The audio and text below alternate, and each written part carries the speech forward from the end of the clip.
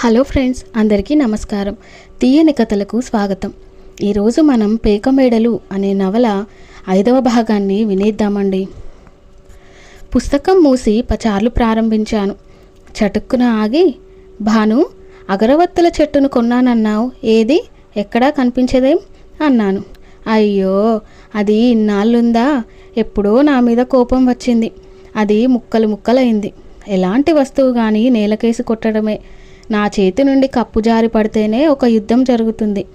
మరి తనకై తను కావాలని బద్దలు కొడితే అది అడిగే వాళ్ళే లేరు.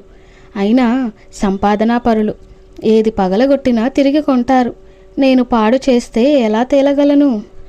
భానుకు ఈ మానసిక బాధ వల్ల కొంత చాదస్తంగా మాట్లాడడం కూడా అలవాటైంది. రాత్రి 9 గంటలైంది బావ వచ్చేసరికి. ఆ మొహంలో ఎన్నడీ లేని దౌర్జన్యం, కాఠిన్యం కుట్టు వచ్చినట్లు కనిపిస్తున్నట్టు అనిపించింది నాకు. ఏమిటండి అలా చూస్తున్నారు, భోజనాలు అయ్యాయా అని పలకరించేసరికి తేరుకొని, నేను భోంచేశాను, భాను మీకోసం కాబోలు ఉండిపోయింది అన్నాను. ఓ, పతివ్రత లక్షణం కాబోలు అంటూ నవ్వి తువ్వాల అందుకొని వెళ్ళిపోయాడు. అతను నోరు విప్పితేనే వ్యంగం ధ్వనిస్తుందేమో అనిపించింది. కొందరి లక్షణమే అంత. వీధి అరుగు మీదికెళ్ళి నించున్నాను. బావ ఒక విపరీతమైన వ్యక్తి, కానీ నాకు ఎక్కడో ఏదో నమ్మకం ఉంది. అతనిలో ఒకనాటి పరివర్తన వస్తుందని. అన్ని విధాలా తన తప్పిదాలను తెలుసుకుంటాడు. ఈ కాఠిన్యం, దౌర్జన్యం అన్నీ సమసిపోతాయి. మనిషి మనిషిగా మిగులుతాడు. అది మాత్రం నిజం. దానికి వ్యవధి కావాలి, ఓర్పు వహించాలి. అదే మార్గం. మర్నాడు నేను వెళ్ళిపోయే ముందు భాను ఏదో చెప్పాలనుకుంటున్నట్టుగా తటపటాయించింది. అన్నయ్య అని ఆగిపోయింది. ఏమిటన్నట్టు చూశాను. అన్నయ్య, ఇప్పుడు నీ ఎదుట నిలబడాలంటే నాకు సిగ్గేస్తోంది. నా ఇంట్లోనే నాకు గౌరవం లేదని తెలిస్తే ఎవరైనా నన్ను గౌరవిస్తారా? తీగ కదిలితే డొంకంతా కదిలినట్టు నిన్న ఎందుకో అలా సోదిలా చెప్పుకుపోయాను. అన్నీ మర్చిపో అన్నయ్య. నీ దృష్టిలో మా ఇద్దరిని చులకన కానివ్వకు. దాదాపు భాను కళ్ళు నిండిపోయాయి. గొంతు రుద్ధమైంది. అదో మాదిరిగా నవ్వుతూనే ఉంది. భాను భుజం మీద చెయ్యి వేశాను. అయిందా నీ ఉపన్యాసం? పిచ్చి భాను, అన్నయ్యని ఇంత గొప్పగా అర్థం చేసుకున్నావన్నమాట. నువ్వు ఎన్ని చెప్పినా బావని నేను అపార్థం చేసుకోలేదు. ఒక విధంగా ఆలోచిస్తే బావని క్షమించాలి. ఎన్ని తిట్లు తిట్టి ఎంత కోపంతో వెళ్ళిపోయినా ఇంటికి వచ్చేసరికి అన్నీ మర్చిపోయి తనంతట తాను పలకరిస్తాడు. అవునా? అవును. నాకు కోపం వచ్చినప్పుడు నా అంతట నేను ఎప్పుడూ మాట్లాడను. ఏదో విధంగా బావే మాట్లాడిస్తారు. బావలో మంచితనం కూడా లేకపోలేదు భాను. అది నువ్వు గ్రహించావా? కుండెడు విషయంలో ఎంత అమృతం కలిపినా అది వృధా కావటం తప్పితే లాభం లేదన్నయ్య. బావలో ఏదో మంచితనం ఉంటే ఉండొచ్చు. అది నా అనుభవానికి మాత్రం రావటం లేదు. ఎదుటి వ్యక్తి నుంచి మంచి పొందుదామని, సుఖపడదామనే కదా ప్రయత్నిస్తాం. అదే జరగటం లేనప్పుడు ఏం చూసుకొని నన్ను సంతోషపడమంటావు? ఈరోజు ఏదో కారణంగా 1 గంట సంతోషంగా ఉన్నానంతే. తర్వాత కొన్ని రోజుల వరకు మరేదో కారణంగా ఈ సంతోషానికి శిక్ష అనుభవిస్తాను. బావ అవివేకంగా ఉన్నాడు భాను. నువ్వు మాత్రం ప్రతి విషయం ఆలోచిస్తూ మనసును పాడు చేసుకోకు. అతను కోపంలో అనే ప్రతి మాట నిజమని బాధపడకు. ఒకనాటికి బావ పూర్తిగా మారిపోతాడు భాను. భాను మాట్లాడలేదు. నేనే తిరిగి అన్నాను. బావ పెరిగిన పరిస్థితులే అంత కఠినంగా, ఒంటెత్తు మనిషిగా తయారు చేశాయి. నువ్వు వచ్చే వరకు అతను ఏ విధంగానూ స్త్రీ ప్రేమ ఎరుగడు. తల్లి అనురాగంతో, అక్క చెల్లెల అభిమానాల మధ్య పెరిగితే ఆడవాళ్ళ కష్టసుఖాలు అర్థమయ్యేవి. కానీ అతనికి మంచి చెడ్డలు చెప్పేవాళ్లే లేరు. చేసిన తప్పుకి దండించేవారు లేరు. గాలివాలుకి తిరిగి పెరిగిన వ్యక్తికి మంచి అలవాట్లు ఎలా వస్తాయి చెప్పు? మనం ఒక మనిషిని తొందరపడి విసర్జించకూడదు. ఏదో విధంగా అతన్ని మార్చటానికి నువ్వు ప్రయత్నం చేయాలి. అదేం చెయ్యటం లేదు నువ్వు. ఇక తప్పు పని చేశాడని విమర్శించడం, ఒక మాట అంటే బాధపడడం, అక్కడితో పంతం పట్టి కూర్చోవటం, ఇదంతా ఏమిటి చెప్పు? నువ్వు నన్ను అపార్థం చేసుకోవద్దు. నేను చెప్పింది సబబు కాదంటావా? ఆలోచించు భాను. అన్నయ్య, నా మీద నీకు ఏమాత్రం నమ్మకం ఉన్నా నేను చెబుతుంది నిజమని నమ్ముతావు. భావను మార్చడానికి నేను ప్రయత్నమే చేయలేదంటున్నావు. అది మాత్రం నిజం కాదు. నేను ఎన్నో ఆశలు పెట్టుకుని కాపురానికి వచ్చాను. కొన్నాళ్ళు నేనేమీ తెలుసుకోలేనన్నాళ్ళు సుఖంగా గడిచింది. కానీ క్రమంగా బావ ఏమిటో అర్థం కాసాగింది. రోజుకు 5 ప్యాకెట్లు సిగరెట్లు కాలుస్తుంటే, అర్ధరాత్రిలు దాటి ఇంటికి వస్తుంటే, సెలవు రోజులు పూర్తిగా జాడ లేకుండా తిరుగుతుంటే, ఏమాత్రం పొరపాటు జరిగినా నిరభిమానంగా కేకలేస్తుంటే, కొత్తలో ఏం జరిగినా ఆశ్చర్యపడేదాన్ని. నాలో నేను ఆలోచించుకుంటూ కూర్చునేదాన్ని. అప్పుడు నాకు నిజంగా బాధ అనిపించేది కాదు. నెమ్మదిగా చెప్తే ఆయనే వింటారు. సంసార బాధ్యతలు ఆయనకు లేవేమిటి అనుకున్నాను. మొట్టమొదట్లో ఆయన చేసిన ఏ చెడ్డ పనిలోనూ నేను గట్టిగా కలుగ చేసుకోలేదు. ఎన్నో విధాల ఎంతో నెమ్మదిగా అడుగుతూ వచ్చాను. మీకు సిగరెట్లు చాలా ఇష్టంలా ఉంది. ఉత్త ఇష్టం కాదు, ప్రాణం. నెలకి మీ ప్రాణానికి ఎంత అవుతుంది ఏమిటి? 30 పైన. అంత డబ్బు కాల్చి పారేసినట్టు అయిపోవడం లేదు. నీకు తెలీదు భాను, అవి లేకపోతే ఉండలేం. ఇప్పుడు మీ ఖర్చులు పెరిగాయి తెలుసా? మరి నేను కూడా ఉన్నాను. అయితే చూడండి, పొగ అంతటా పీల్చడం ఆరోగ్యానికి కూడా మంచిది కాదంటారు. మీరు క్రమంగా తగ్గించుకుంటే బాగుంటుంది కదూ. చూద్దాం లేదు. అంతే, ఆ చూద్దాంలాగే ఉంది. తర్వాత మరోసారి అడిగితే ఏదో చెప్పారు. మరోసారి హెచ్చరిస్తే కోపం వచ్చింది. కొన్నాళ్ళు పోనిచ్చి మళ్ళా అడిగితే మండిపడ్డారు. అది నాకు అనవసరం అన్నారు. ఆ మాట నేను ఎత్తడానికే వీల్లేదన్నారు. ఏం చేయను? మిగిలిన వాటిలోనూ ఇలానే అయింది. నా శాంతం, నమ్మకం అన్నీ వృధా అయ్యాయి. ఏమీ చేయలేని పరిస్థితిలోకి వచ్చాను. అప్పటి నుండి ఆయన పనులను విమర్శించడం, మాటకు మాట జవాబివ్వడం, కోపం వస్తే మాట్లాడడం మానేయడం ప్రారంభించాను. నా సంసారాన్ని తీర్చిదిద్దుకుందామని, నా భర్తతో అందరిలా సంతోషంగా అనుభవిద్దామని నేను కోరుకున్నాను. అది దురాశో ఏమో అర్థం కాదు. అయినా నా ప్రయత్నంలో లోటు ఉందని నువ్వు అంటున్నావు.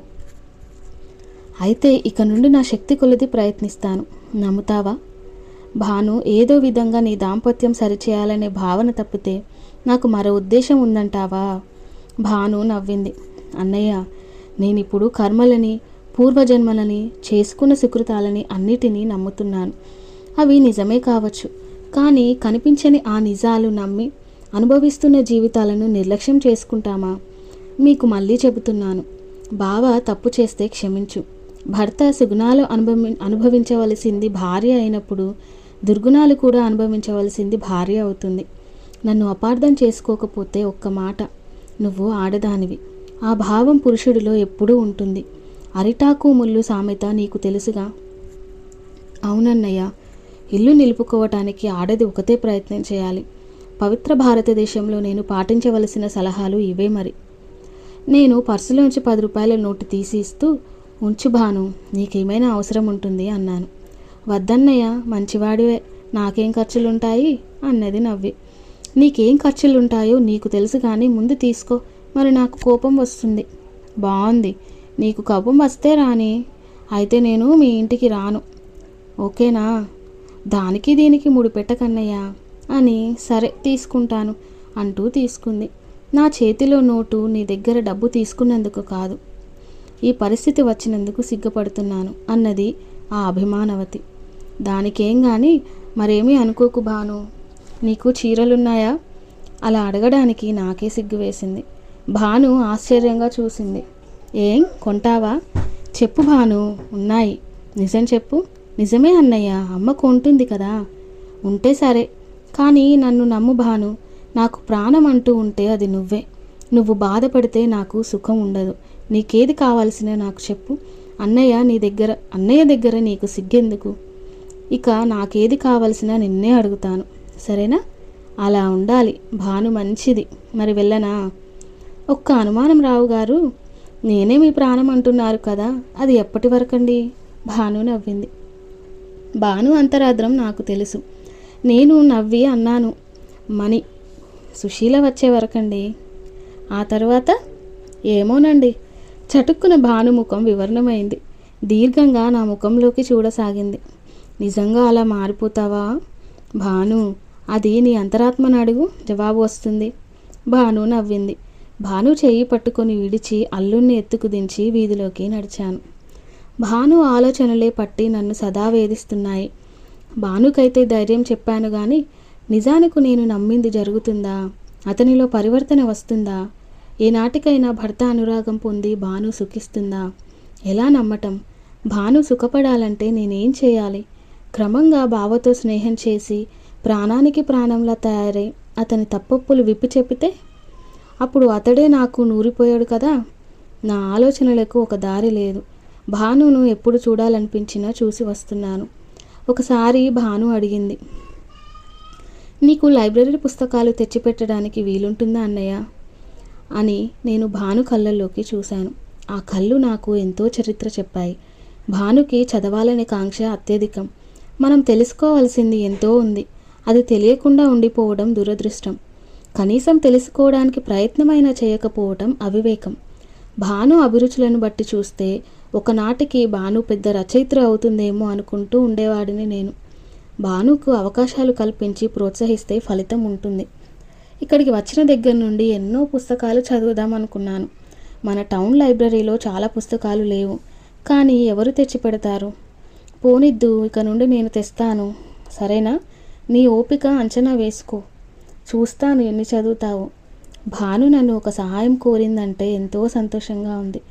ఉత్త కబుర్లు గాక అన్నయ్యగా క్రియారూపంలో నేను భానుకు ఉపయోగపడాలి.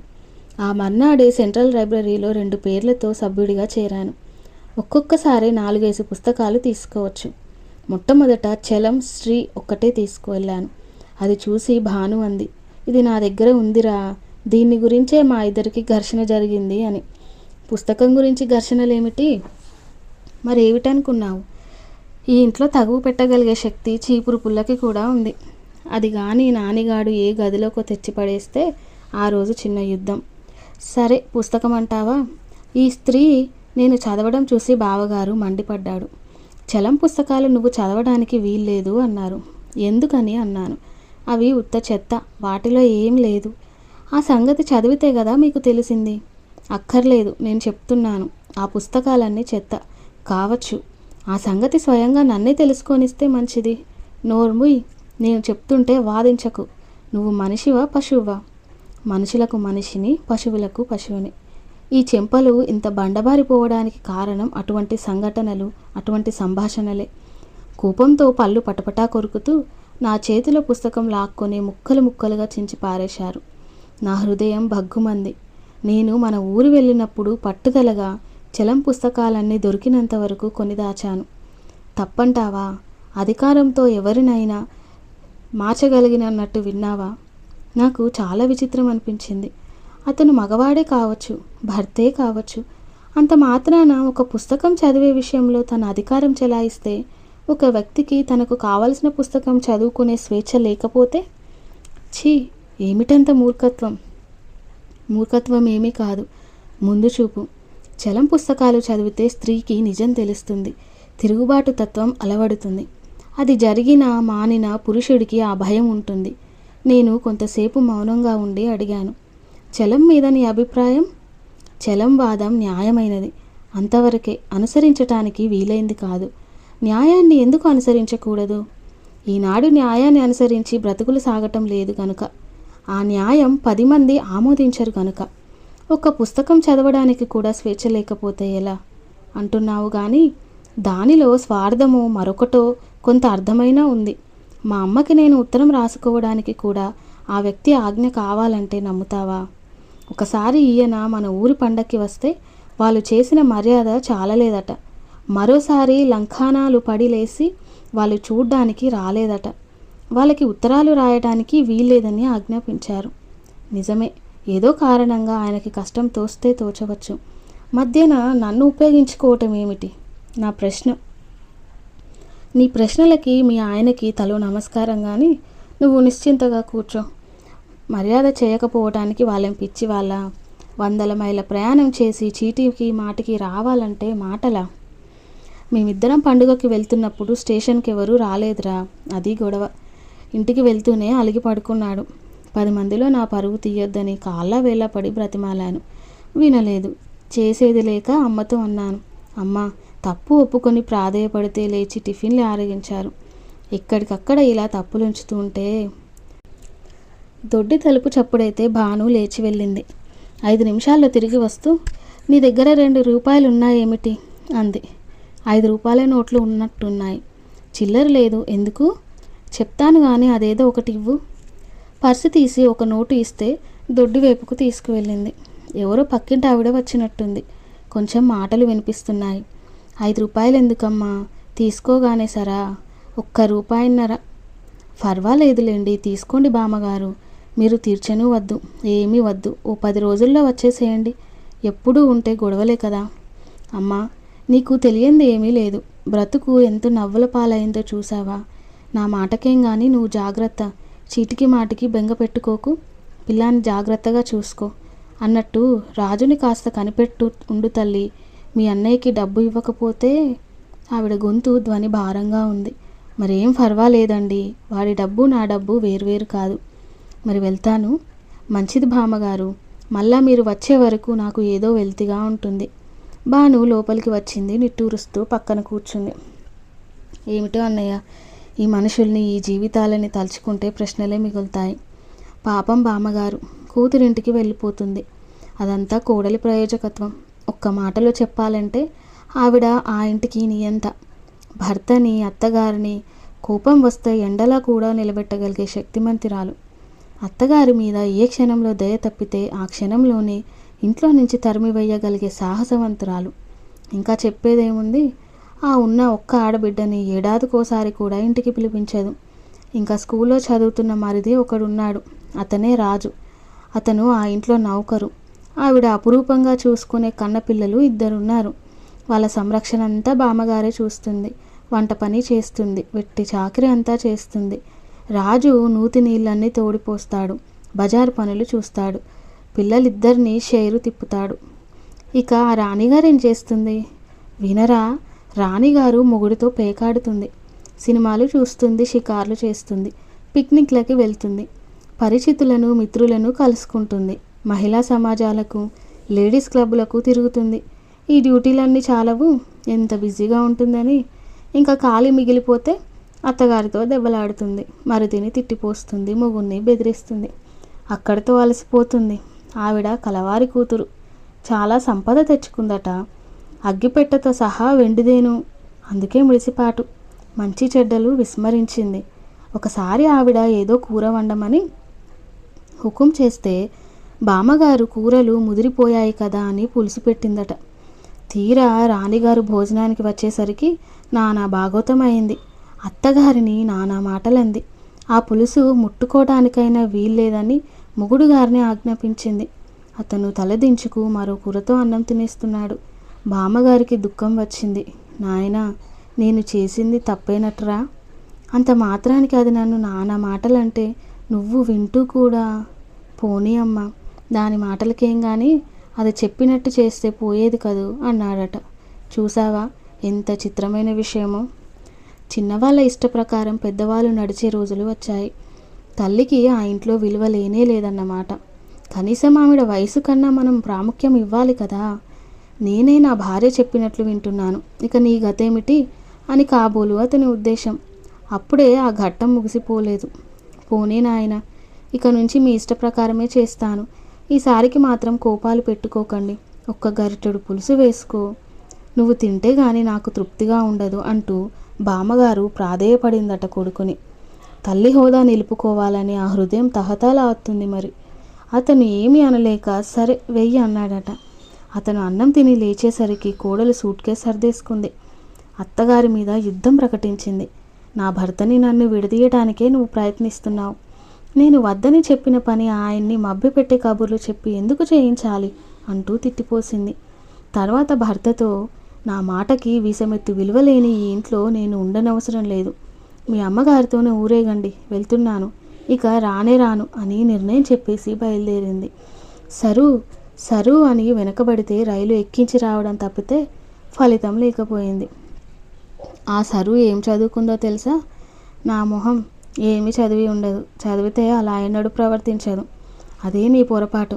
ఆవిడ సరోజాదేవి BA క్లాసు తెచ్చుకుంది. నిజం, నాకు ఆశ్చర్యం వేసింది.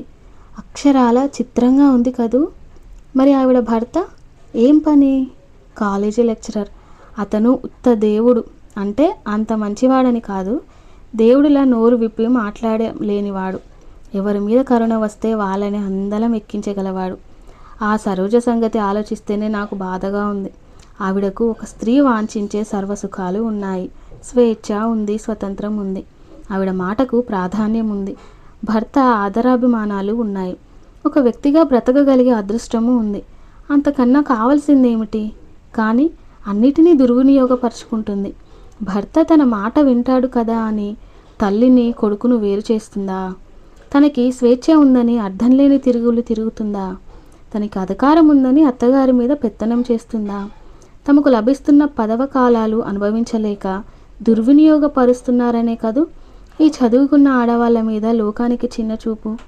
తన ఇంటిని సొంతం చేసి మహిళా సంఘాలకు మెంబరై ఏవో హక్కులు కావాలని నినాదాలు చేస్తే మరి నలుగురు నవ్వుకోరు? ఎటువంటి ప్రగతి చూడలేని వాళ్ళు అంధులుగానే పడి ఉంటారు. అవకాశాలు ఉన్నా వారు వాటిని నాశనం చేసుకుంటున్నారు. అసలు లోపం ఎక్కడుందంటావు? నా ఉద్దేశం, ఈ విషయం తీసుకుంటే బామ్మగారి కొడుకులేనే. అదే నా ఉద్దేశం కూడా. ఈ మగవాళ్ళలో ఉన్నది రెండే రకాలు. తల్లిదండ్రుల్ని, అక్క చెల్లెలని అపారంగా అభిమానిస్తూ తనకి ఒక భార్య ఉందని, ఆవిడ కష్టసుఖాలు తన మీదే ఉన్నాయని గుర్తు అయినా తెచ్చుకునేవారు. 3 ముళ్ళు వేసింది మొదలు భార్యమని కొంగికి దాసులై కీలుబొమ్మలై సర్వప్రపంచాన్ని విస్మరించేవారు. వీళ్లకు ఉన్నది ఒకే కన్ను. దీనితో వాళ్ళు ఒక్క భాగాన్నే చూడగలరు.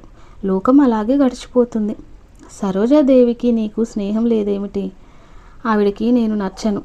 అయినా బామ్మగారితో నేను మాట్లాడతానని ఆవిడకు కోపం.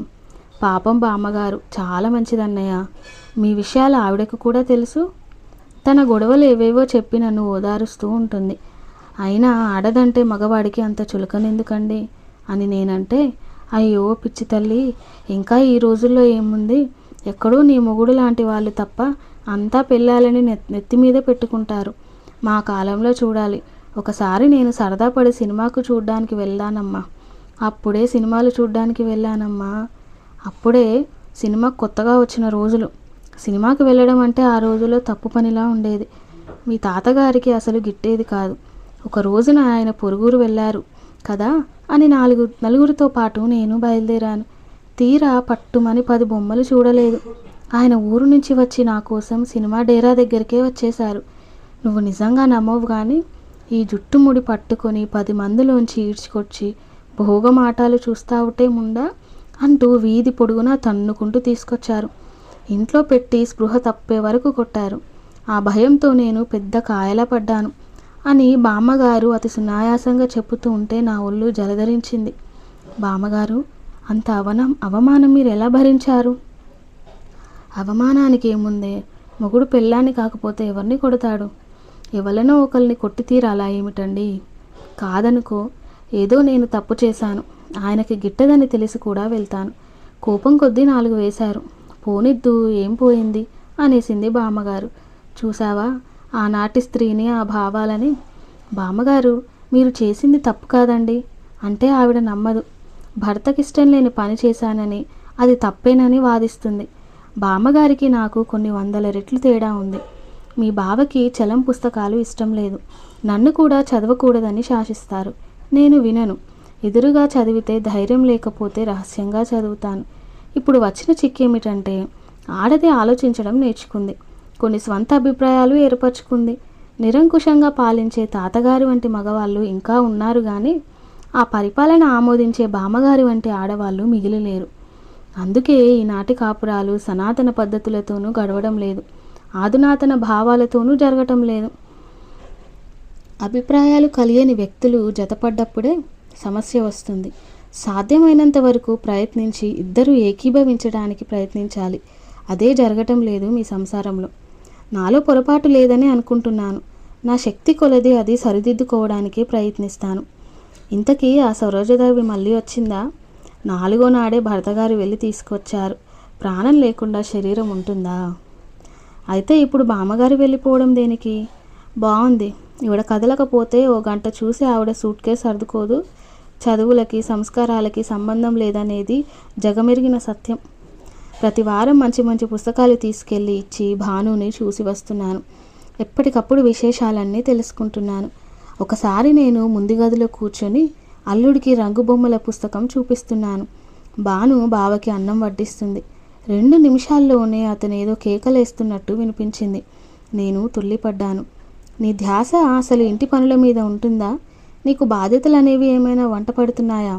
ఇంత ఉడకేసి గుప్పెళ్ళ కొద్దీ ఉప్పు కారం పులిమేసి నా మొహాన తగిలేస్తున్నావు. హోటల్ వాడు నయం, కమ్మగా కడుపు నిండా పెడతాడు. ఒక్క పూట నువ్వు తృప్తిగా వంట చేశావా? నీకు సిగ్గేయటం లేదు? కట్టుకున్న వాడికి కడుపు నిండా అన్నం పెట్టకపోతే ఎందుకు నువ్వు ఇక్కడ ఉన్నది? సుష్టిగా తిని దొర్లటానికా? దర్జాగా పుస్తకాలు చదువుకోవడానికా? అయినా నీ సరదాలు వేరే ఉంటే ఇల్లు నీకు కావాలా? నువ్వు డాక్టర్ గిరి వెలగబెట్టాలి కానీ వెధవ వంట పని చేస్తావా? నన్ను ఇలా ఎందుకు ఏడిపిస్తావు? ఇక్కడ ఉండాలని లేకపోతే వెళ్ళిపో, నీ ఇష్టమైన వాడితో వెళ్ళిపో. డర్టీ రోగ్, నువ్వు ఆడదానివా? నాకు వెర్రి కానీ ఆడదానికి ఉండవలసిన వినయం విధేయత అనుకువ పాడు మచ్చుకైనా నీలో. నేను నిర్ఘాంతపోయాను. భాను చెప్పడం తప్ప అతను తిట్టడం స్వయంగా నేను ఇంతవరకు ఎరగను. ఏం జరిగింది? భాను ఏమైనా చేసిందా? అతను బట్టలు వేసుకుని విసురుగా వెళ్ళిపోయాడు. నేను నానిగాన్ని భుజాన్ని వేసుకుని లోపలికి నడిచాను. పీట ముందు కంచంలో పెట్టిన అన్నం కెలికి వదిలేసినట్లు ఉంది. భాను ఎదురుగా తలదించి కూర్చుంది. ఏమైంది భాను అన్నాను. భాను తల ఎత్తి చూసింది. జలజలా కన్నీళ్లు రాలిపడ్డాయి. ఏదో చెప్పాలనుకుని చెప్పలేకపోయింది. అసలు ఏమైంది? కూర సరిగా వండలేదా? ఉప్పు ఎక్కువైంది. బాగానే ఏరాను మరి, అన్నంలో రాయి వచ్చింది అంది నెమ్మదిగా. నాకు ఆశ్చర్యం వేసింది. అయితే మాత్రం దానికి అన్ని తిట్లు తిట్టాలా? రాయి తీసి అవతల పారేసి ఏ ఆవకాయ వేసుకొని తింటే పోయే. ఇంత నేర్పుగా చేస్తే మాత్రం లోటుపాట్లు జరగకుండా ఉంటాయా? ప్రతి చిన్న విషయానికి మనసు బాధించే మాటలంటే. కొంతసేపటికి భాను అంది. కొత్తలో నా వంట మీద ఆయనకి చెడ్డ అభిప్రాయం పడిపోయింది. నిజానికి అప్పుడు నాకు ఏ పని చేతనయ్యేది కాదు. ఆకలి కూడా తీర్చుకోలేనంత ఘోరంగా ఉండేది వంట. 4-5 నెలలు అయ్యేసరికి అన్నీ నేర్చుకున్నాననుకో. ఇప్పుడు ఏదైనా చేయగలుగుతున్నాను. అయినా ఆయన అభిప్రాయం మారలేదు. నేనేమీ చేతకాని దాన్నని, తనకి సుఖం లేకుండా పోయిందని ఆయన ఉద్దేశం. ఇప్పుడు ఏనాడైనా నా పనుల్లో పొరపాటు జరిగితే ఆ పాత అభిప్రాయాలే బయటికి వస్తాయి. ఇష్టం వచ్చినట్టు తిడతాడు. నేనేం చెయ్యను చెప్పు? నా మొహం, నేనేం చెప్పను? ఏమీ మాట్లాడలేదు. ఇవాల్టి జగడానికి కారణం కూరలో ఉప్పు ఎక్కువ అవ్వటం ఒక్కటే కాదులే, అది పైకి చూపించేది. కానీ నువ్వు నాకు పుస్తకాలు తెచ్చిపెడుతున్నావని, నేను సుఖంగా చదువుకుంటున్నానని. నేను ఆశ్చర్యంగా చూశాను. ఏం, ఆ తిట్లు నువ్వు విన్నావు కదా, అర్థం కాలేదా? ఆయన ఆ గూఢార్థాలు తెలుసుకోవాలంటే చాలా అనుభవం కావాలి. అందుకేనా ఈ మధ్య నాతో సరిగా మాట్లాడడం లేదు? భాను మాట్లాడలేదు. నేను ఆలోచించాను. అయితే భాను, బాబాకి ఇష్టం లేని పని చేస్తే బాగుంటుందా? నేను పుస్తకాలు తెస్తూ ఉంటే నువ్వు ఆలోచించు. అన్నయ్య, నేను కడుపు నిండా తిండి తినడం కూడా ఆయనకి ఇష్టం లేదు. సుష్టిగా తిని హాయిగా నిద్రపోతానని ఎన్నిసార్లు తిడుతూనే ఉంటాడు. అయితే నన్ను తిండి నిద్ర మానేయమంటావా? మనం చెయ్యకూడదని పనులు చేస్తున్నామా? పుస్తకాలు చదవటం కూడా అన్నం తిన్నట్టు సామాన్యమైన విషయమే. అవి చదువుకుంటూ కూర్చుంటే నాకు శాంతిగా హాయిగా ఉంటుంది. అవి తేవడం నువ్వు మానేస్తే సరే, నీ ఇష్టం. పేకమేడలు అనే నవల 5వ భాగం సమాప్తం. మొదటిసారి ఎవరైనా మన ఛానల్ని చూస్తున్నట్లయితే ప్లీజ్ లైక్ చేసి, షేర్ చేసి, సబ్స్క్రైబ్ చేసుకోండి. Thank you.